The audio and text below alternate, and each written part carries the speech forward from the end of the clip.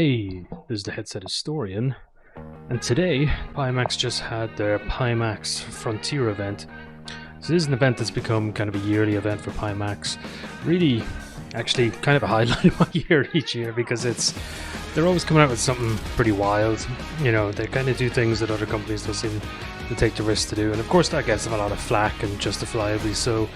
But it is also, you know, just one of the more interesting things to see. And I think this year they actually done a really good job. They kind of killed it, if I'm being totally honest, this year, in my opinion. And I know Pimax has their fair share of haters, or unfair share, if you're asking me, to be honest. There's a lot of people really has a disdain for the company, which I think is unjustified. There's definitely issues with the company, and people definitely have had their bad experiences. But overall, I think Pimax is a really interesting company that brings a lot to the table. And I think this year at the Frontier event they really kind of brought in a lot more stuff that people have been looking for and hoping for. What we're seeing this year, they announced two new headsets, the Pimax Crystal Lite and the Pimax Crystal Super. So one is a budget headset and one is a premium headset. I'll get into the details about them pretty quickly, but what I will say is this year compared to the last 2 years, for example, seems to be a lot more focused. You know, before we had focus on standalone, we had to focus on the Portal and, you know, the long list of things that Portal done. This time around we have a headset that seems to be built off the same foundation. So kind of what we saw with the 5KS and the AKX and the AK. We're seeing the Crystal line be expanded into multiple headsets that all kind of serve a different niche, but from that same one body and that same kind of one platform, which is obviously a lot more manageable for a company to achieve. First of all, let's talk about the Crystal Super. So here they are showing it off here with some outrageously epic music. So you can see that it's the same chassis, the same housing as the regular Crystal. So it's a bit confusing in names and naming. You've got the Crystal Lite, the Crystal, and then the Crystal Super. So maybe the original Crystal might need something like Crystal all-in-one or something. It might need something a bit more to differentiate in terms of naming. But the Crystal Super is their high-end headset that's coming out. And this headset's going to have interchangeable lenses, interchangeable displays, so you can switch between the QLED technology that's in the normal Crystal or between micro OLED. So I'm going to get into that in a second, but I mean, this is just, there's so much here. I really probably should have wrote more notes about this or something. So first of all, it's 29.5 million pixels, so that actually puts it as higher than the Apple Vision Pro. So it's 3840 by 3840 per eye, which is absolutely wild. So the panels that they have in it by default on the cheaper model, which is $17.99, that's the QLED panels. So you've got decent blacks, you've got good colors, and, you know, pretty wide color gamut. And, you know, there's pros and cons between OLED and LCD, but QLED does kind of narrow some of the bigger cons of LCD while giving you some of the benefits. But yeah, you can see here it's a pretty significant jump up from even the Apple Vision Pro. The Crystal there is 16.6 million, Quest 3 at 9.1 million, then Crystal Super 29.5 million.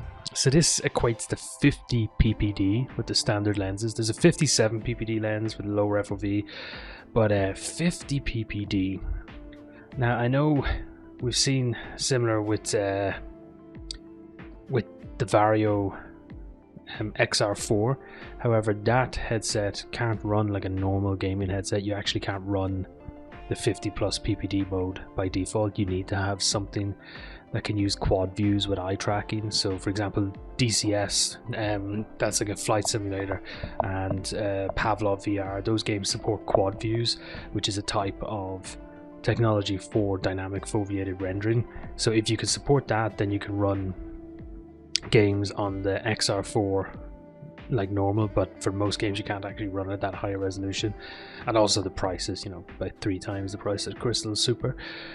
But yeah, this 50 ppd is nuts.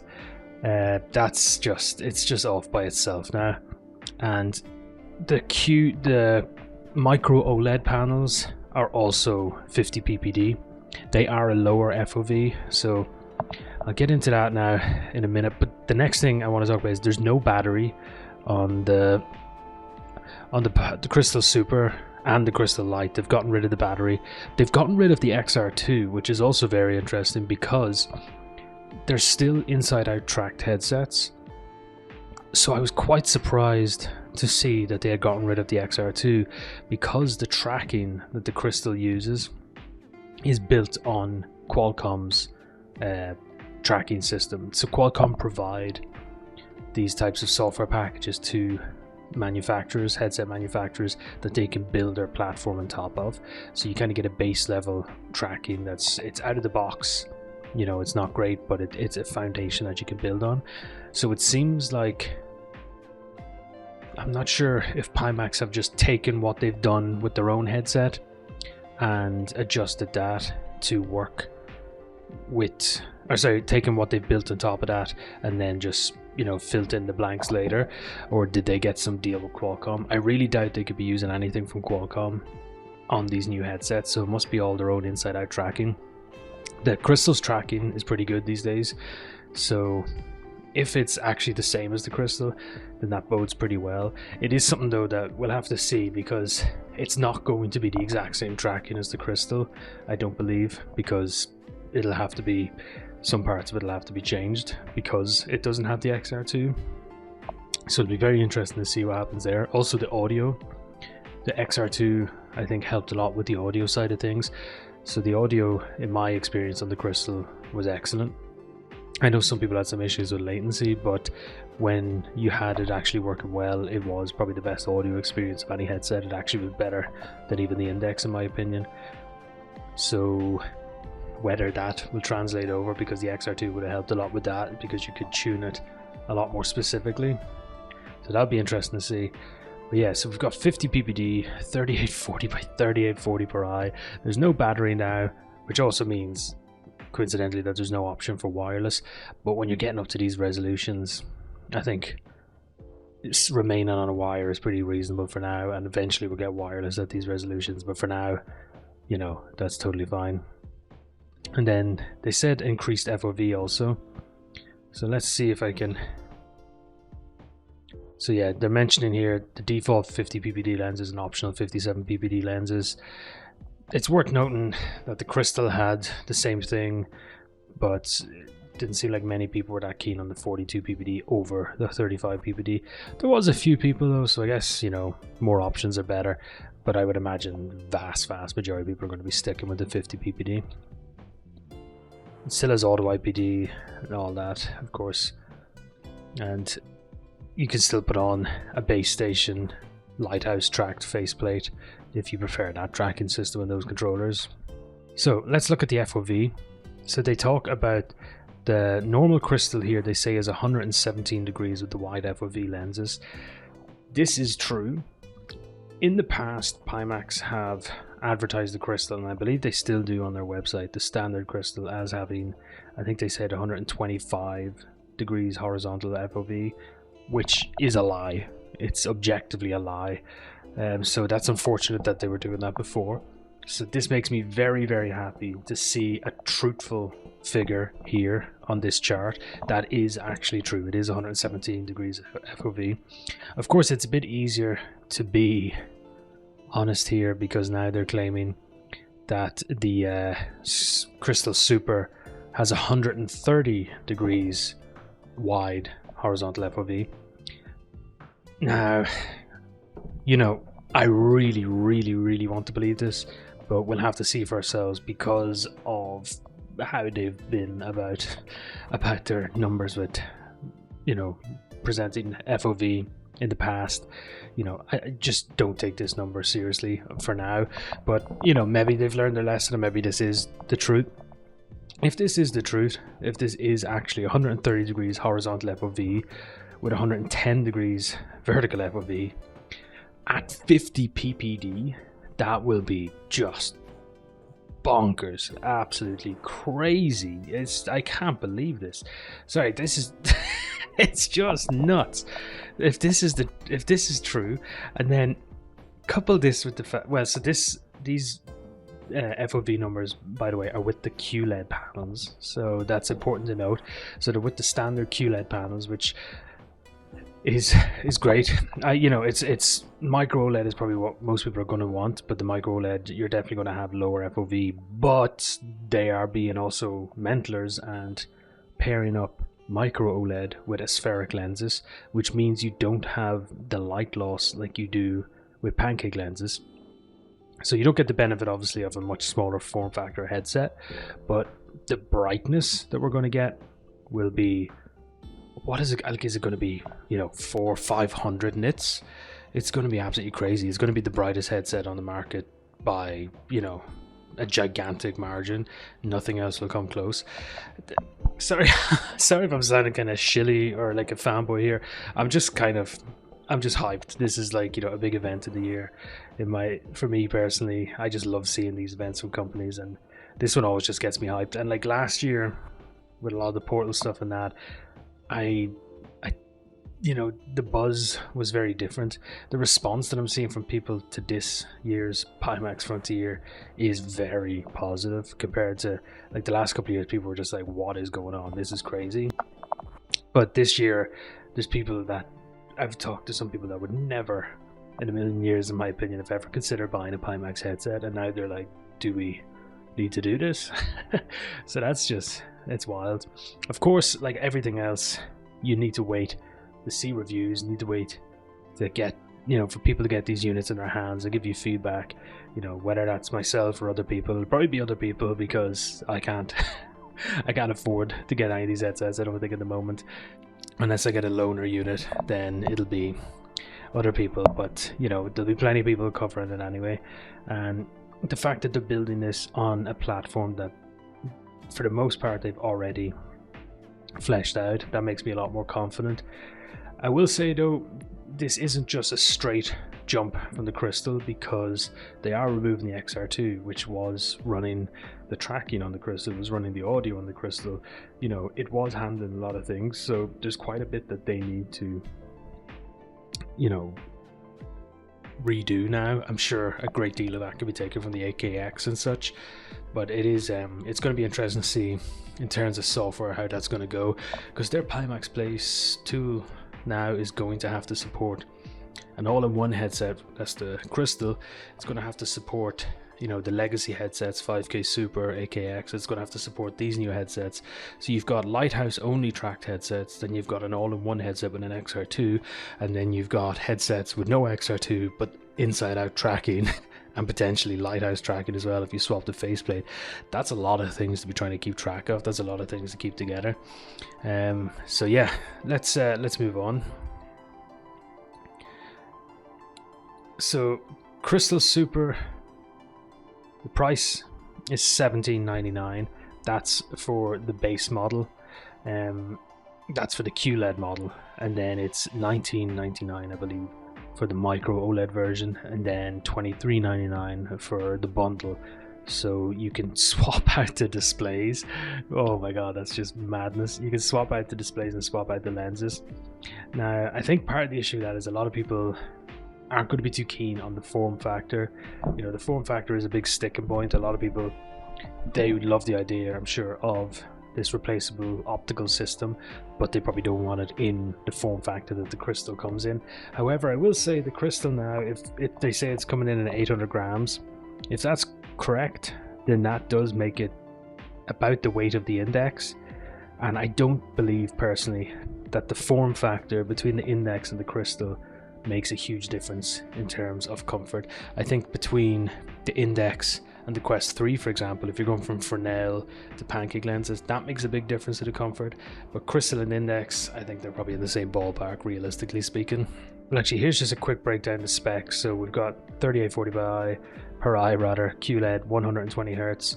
Then the micro OLED is 4K per eye. That's interesting. So is it slightly higher resolution? Or is it a case that they haven't actually locked down the panels yet that they're going to use, so they couldn't give specific numbers? Who knows? 90 Hz, and then QLED's 120 Hz. But 90 Hz is on an OLED panel is going to feel probably quite similar to 120 Hz. Then, yeah, That's pretty cool, and it's powered by the DisplayPort cable. So, well, technically it's an Oculink cable on that side. The DisplayPort cable isn't providing any power; it's the USB that it breaks out to. But anyway, and they're still mentioning the mixed reality faceplate, so that'll be interesting to see when that actually comes out. I'm keen on seeing that. But yeah, massive sweet spot. Oh, sorry, massive FOV, big sweet spot. No ghosting, no glare, corrosion resistant. You know, I hate when my headsets get corroded, so that's great. Yeah. Also, yeah, so like I mentioned, the prices: 1799 for the Super QLED, 1999 for the Micro OLED, and 2399 for the Super Bundle. And probably the most important feature of all is that there is an RGB light now on the front, and that changes color, which is the biggest thing that was missing from the Crystal. Obviously I'm joking, but it is actually something that's, you know, it's nice to have. It's a silly wee thing, but it's nice. Next, they talk about what they wanted in their other headset that they're announcing, which is the Crystal Lite. So they wanted low cost, high pixel amount, good FOV, straightforward. Okay, and what that has resulted in is, as you'll see here, some nice purple colors floating about. The music's a lot more chill. It's not the gigantic epic stuff from the last one. And this is the Crystal Lite. So this headset is essentially a Pimax Crystal that's been stripped down. So there's no XR2, there's no battery, there's also no eye tracking, and the lenses are no longer interchangeable. So it's a simpler headset. The weight has been reduced by 30%, they said. So I guess similar to the Crystal Super, it's probably going to be about 800 grams. But this headset starts at $699. $699, and that comes with inside-out tracking and controllers. There's nothing else on the market that competes with that. This is a 35 ppd headset for $699 with controllers. Honest to God, this is, I think for PCVR, this is a headset that people have been kind of crying out for. I know loads of people disagree probably, but I really think there's been a niche here at this specific price point, like $599, $699, for people that wanted, you know, not necessarily a tethered experience, but that wanted a low latency, uncompressed experience, which right now just happens to require being tethered. But yeah, this is a really, really nice choice. You know, you compare that to, it's coming close to the cost of a Quest 3 with a hugely improved PPD, and you know, you've also got inside-out tracking, and it's a direct PC connection. That is just nuts. They really, this one, I think they really knocked it out of the park. There is one thing though you should be aware. A, like I mentioned, there's no eye tracking, but B, also there are two models of it, or at least two models.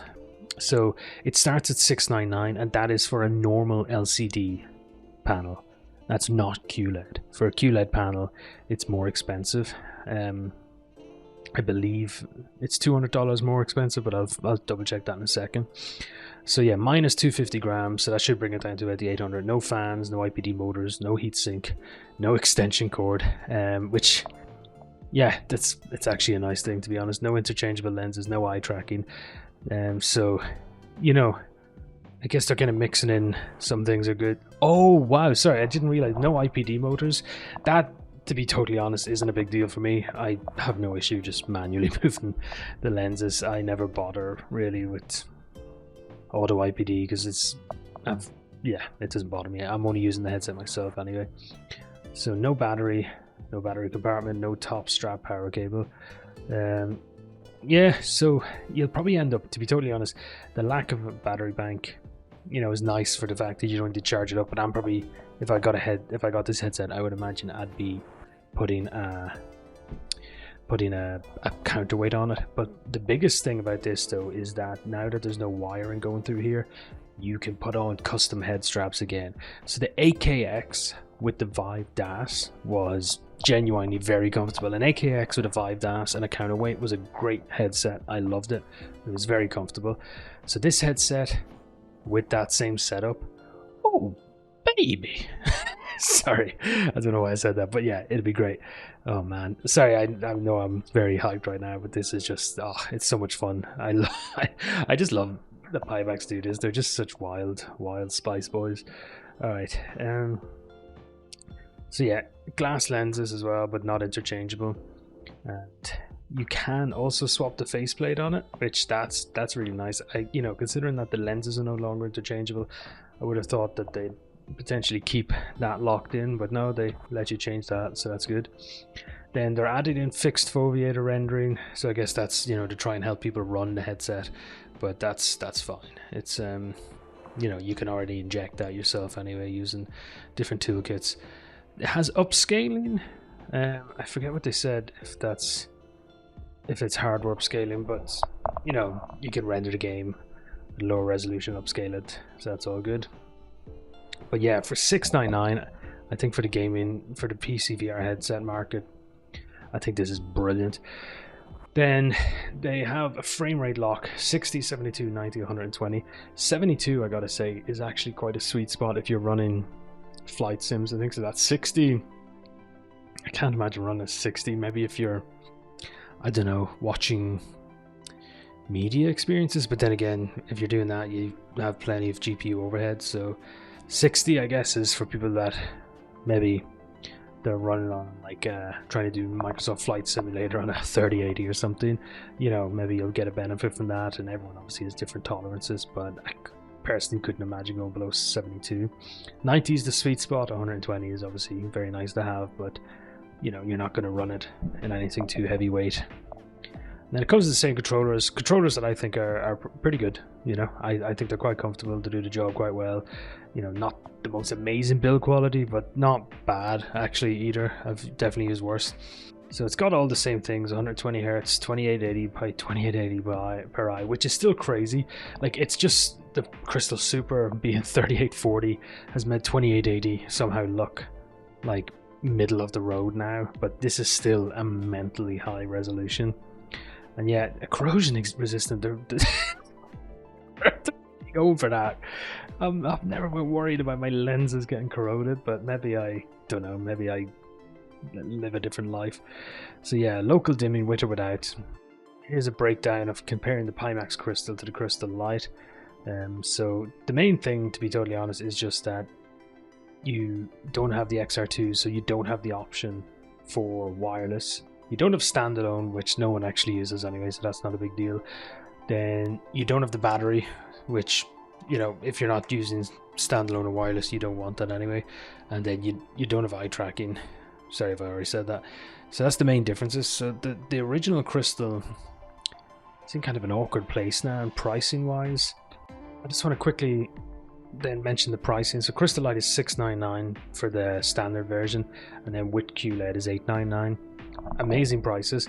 I think a lot of people would probably be totally happy with the $699, but the QLED is actually a pretty nice upgrade, so it's definitely worthwhile, you know, for 200 more. But you know, at the same time, that's almost a third of the cost of the base model, so that is, I think they've price differentiated quite well there. The Crystal sits in kind of an awkward position now. You know, why on earth would you get the original Crystal now at $1599 when you can get the Crystal Super at $1799? That's just, you know, massively ahead of it in terms of visual clarity.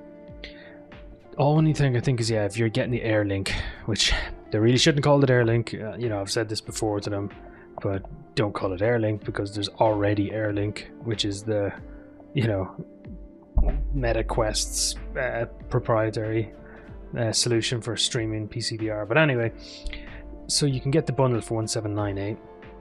For $1 more, you can get the Crystal Super. So I guess if you really want wireless, then the Crystal plus the 60 gig Airlink is worthwhile.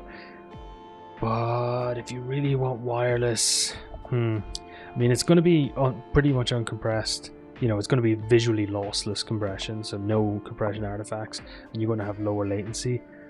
But, you know, it's yet to been tested by people outside of, you know, the Pimax booth at CES and such. So we have to see how reliable it is and how good of an experience it is. I personally think the Crystal at this stage the original Crystal should be 1299. That would put it in a very, very sweet spot where people who want eye tracking and people who potentially want the wireless option, they'll jump for that then. So where this is 1599, you know, I can't imagine really many people at all going for 1599 over 1799 for the Crystal Super. But you know, let's see how it goes. I'm sure this gives them headway to, you know, keep this headset at this price and then do like a price reduction is to make it more appealing. So there's, you know, there's a bunch of things they can do there, I suppose, in terms of pricing. But yeah, this though, Crystal Light, that is just crazy. I think Crystal Light's going to be very popular, and the Crystal Super is just wild.